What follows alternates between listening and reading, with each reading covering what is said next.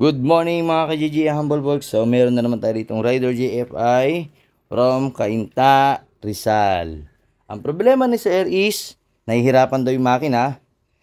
So kagagawa lang nito wala pang 1 year. And na-found out ko is ito. Tingnan nyo Charat, ayun. So tingnan nyo yung head, meron dalawang relay. Then check natin dun sa loob. Yan. So, yan yung kanyang loob ng kanyang head. Masikip, no? Tapos, punta tayo rito. Meron pa ulit dalawang relay. So, total of 4 relay. 4 relay na to. Naka full wave pa yan, O, yan, lihuwa. Tapos, ang battery is Yuasa. Tapos, tinan yung mga tinap na kinabit. O, yan. Nakatap. Nakatap. So, ito. Pagka in-start natin, ayan, pag inon, pumunta yan sa sir dito, ganito na. Tingnan nyo Ayun mahina na yung battery.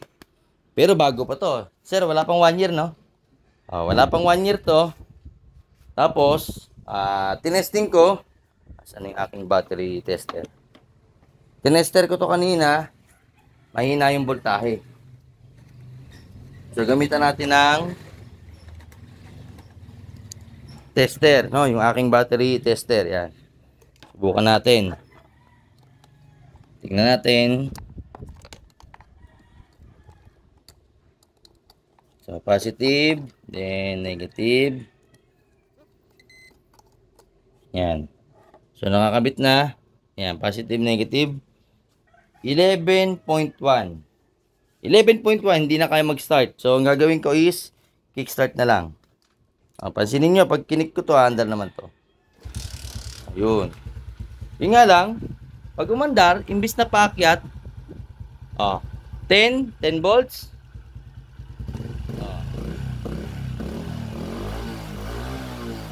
Papagsak. Ayan, bumabagsak. Ayan, 9 volts, 9.8, 9.7. Pabagsak ng pabagsak, dapat pag nakaminor yan, yun na, sumisenyas na, sasabihin niya, dead battery na, kasi nga, 9.5 na lang yung, load. So, mahina na yung voltahe nito, mahina na rin yung amperahe.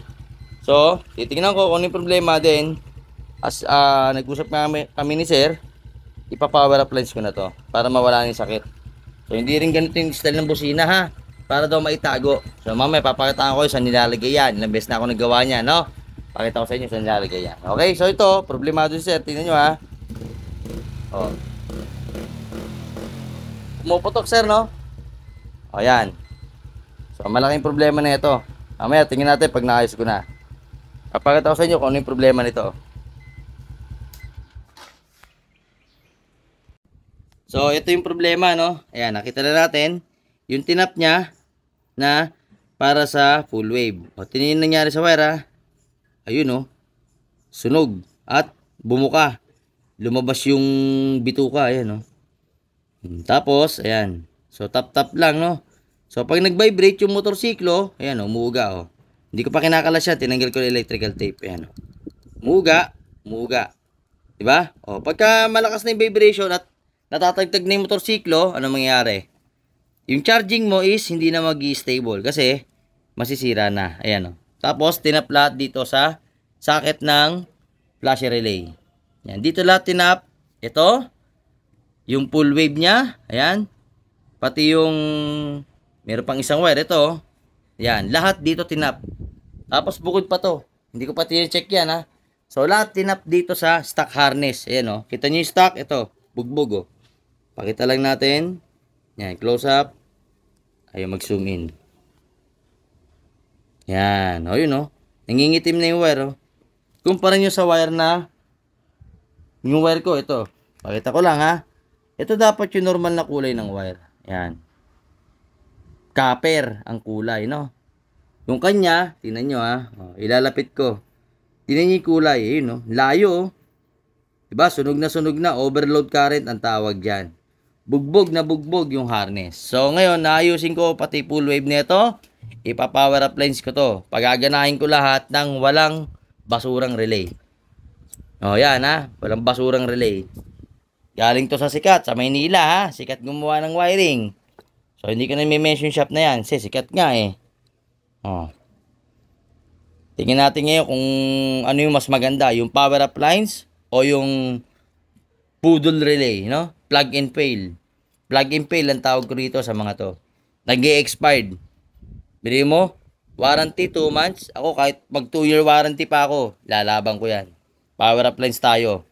So, tingnan natin ngayon kung ano mangyayari dito after kong ayusin.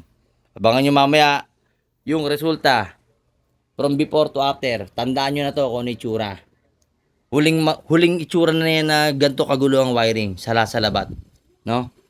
Mamaya tingnan natin kung ano yung itsura after. Alright? Abangan nyo yan, JGA Humble Works. So ito, tapos na, no? Ito yung kanyang harness ngayon. Yun, no? Kita na yung busina at malinis na yung kanyang harness. Yun, no? Linis. Yan. Ito na yung head, ha? Head lang yan. Tanaw na yung busina, sir, no? Then, tingnan natin sa baba. Baka sabihin, joke eh. Ayun, no? Diba?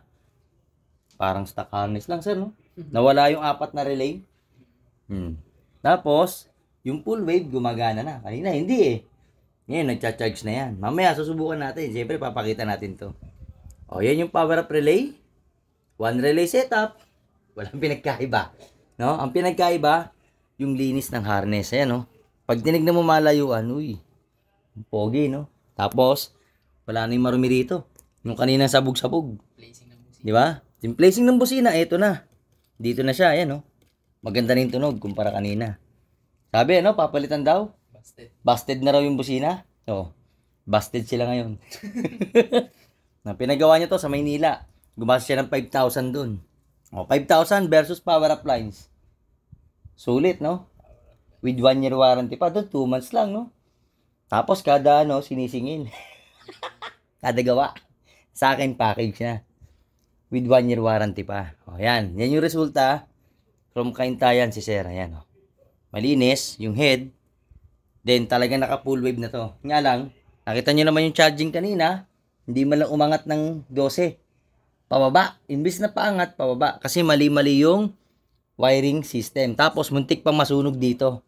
Kasi, inalis yung socket. Tapos, dinuktong kamay, nag-vibrate, nung nag-tap, nag-vibrate, umuga, nagkaroon ng fluctuation or yung spark.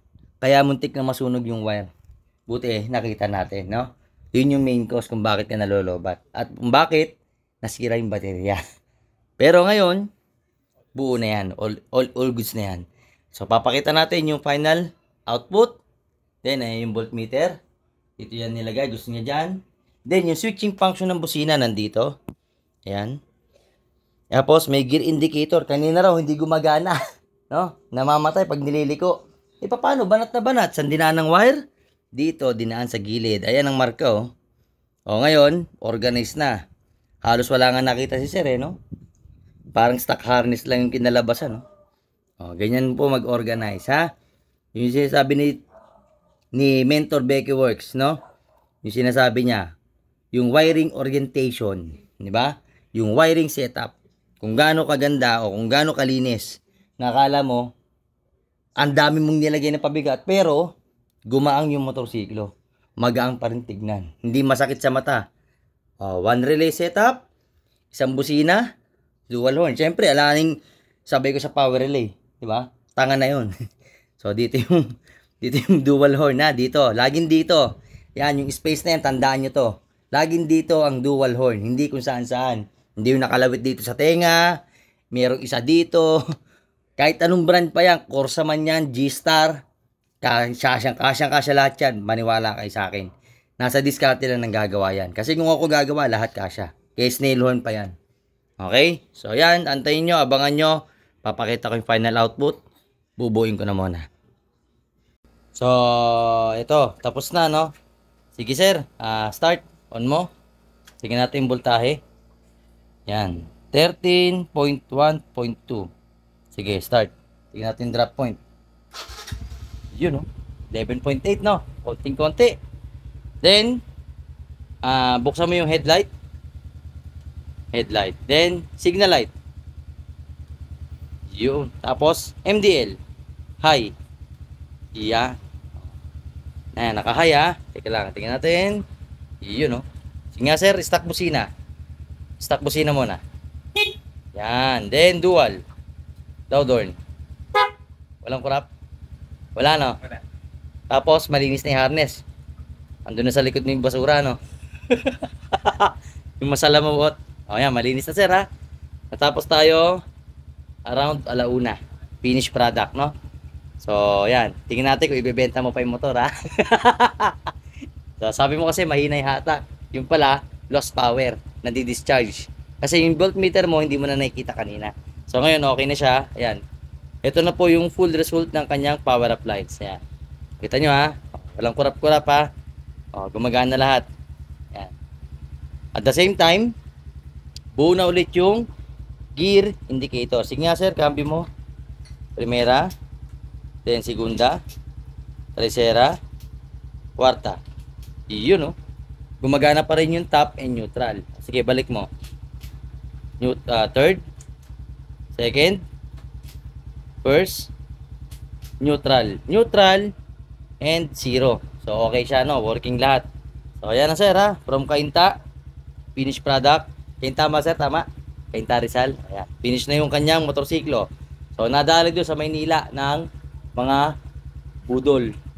Ba, na budol. Ito yung budol, oh, pakita ko. O yan, ha. Yan yung budol, oh. 4 na relay. Kawawa. Versus na sa pinakita ko kaninang harness. Malinis na, no, sir. Tapos bumalik na yung power ng motor. Lumakas na yung hatak. Stable na rin yung charging. Ayan, oh. Kahit bukas yung headlight. Sige nga, sir, rev. Rev konti. Sige, sige. Patay mo yung headlight.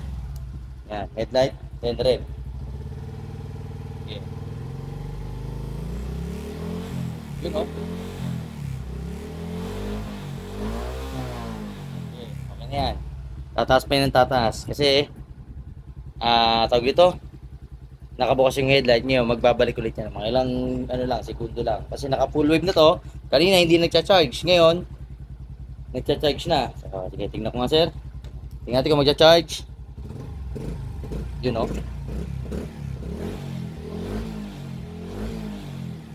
Yun, o, 13.9. Mamaya magpa-14 na yan.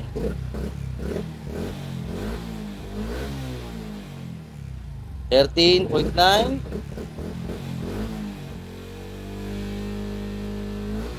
14. Hanggang mamaya, pagka pauwi ka na, babalik na yan sa normal charging. No? Yun lang, no? So, ito na, finished product na, tapos na, nabalik yung charging. So, akala ni sir, may problema na talaga sa ano. Yung pala, ang problema, doon sa gumawa. No? Ilang buwan lang? 2 months warranty daw. Kaya pala 2 months lang. So, ito, 1 year warranty. No? Kahit mag 2 years warranty pa ako, lalaban ko to. Power appliance. Alright? So, yun lang po. JGA Humble Works. Tapos na yung aming gawa ngayon.